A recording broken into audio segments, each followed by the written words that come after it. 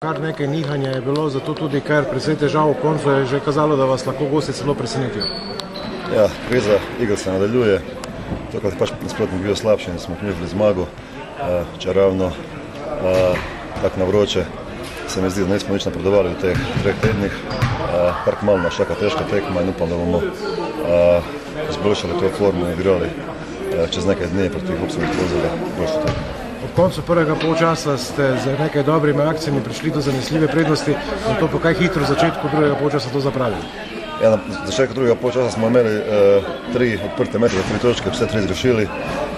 Gosti so naredili 4-0 ali 6-0 delni izid, na to nekako smo popolnoma izgubili kontrolo igre in igrali po domače brez veze. Potem spet, tako ste rekli, nihanje. Spet smo se vrnili, naredili neko serijo 6 ali 8-0, pa spet nazaj. Enostavno igra ni takšna, kot bi mogla biti in časa za analizo trenutno ni. Po srednji tekmi bomo pač nekatere stvari spremenili in upam, da bo nadaljevanje sezone boljše. Prihajajo Hopsi, kateri bo to morda eden zadnjih vlakov, če se še želijo prebiti do lige za prvako, prav gotovo bodo prišli pušiti ur po zmagu. Ja, to je vsekakor po položaju na tabeli smo vsekakor mi favoriti, po pač igralcih na rosterju so definitivno povzrani. Mi nekako smo skrivali za najboljši ekip od naše, sicer ne igrajo dobro.